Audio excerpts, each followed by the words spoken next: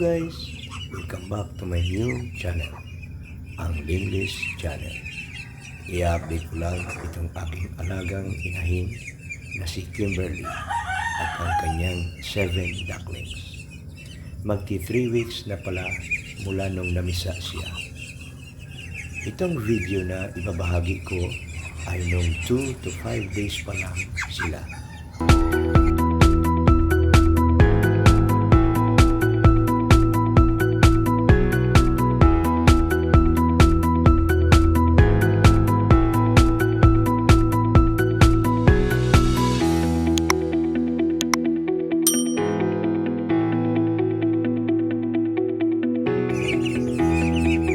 Kimberly. Siya yung kauna-unahang inahin na inaalagaan ko kasabay pa noon si Floppy.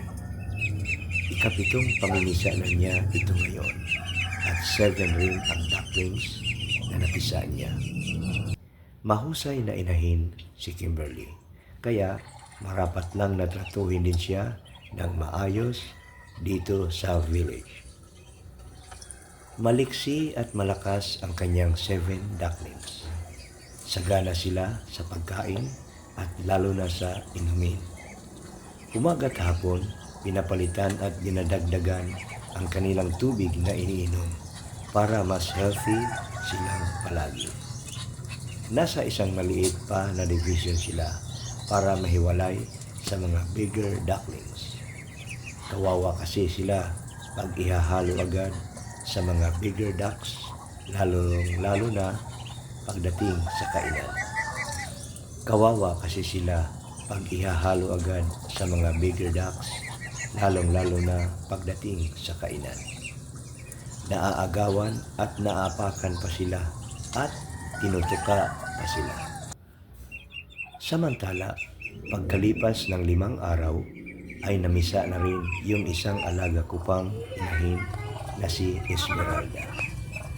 3 lang ang ducklings na kanyang napisa. Maliksik lusog naman ang 3 ducklings. Hindi ko agad na i-share sa inyo guys. Pasensya na po.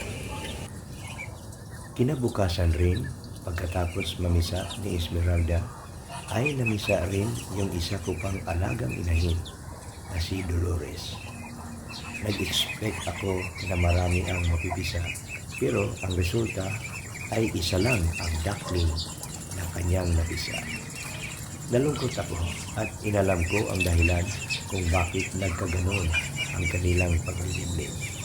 Yun pala ay binabahayan rin ng malalaking daga ang ilalim ng paitlugan at unti-unting ninangat-ngat ang pinakailalim o yung pinaka-base mismo. Kaya nga, gumawa ako ng bagong paitlugan. 6 na butas ito. Solid at di ito basta-basta mangangat-ngat ng daga. Kawayan ang ginawa kong sahig nito. Ipa-repair ko na lang yung naunang siyam na paitlugan para magamit pa rin. I-update ko na lang kayo guys sa susunod pang kaganapan dito sa The Lizard Village.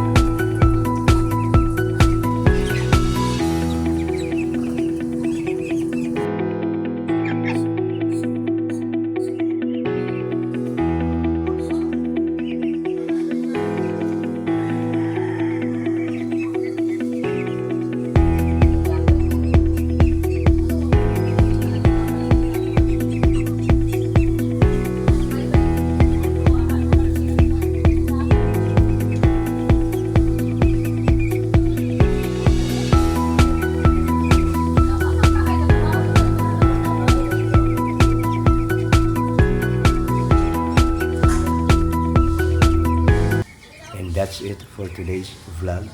hanggang dito na lang muna ako guys. Samantala, kung bago ka pa lang sa channel ko, please don't forget to like, share, and subscribe. At pakipindot na rin ang notification bell para updated ka palagi sa lahat ng mga videos na i-upload ko.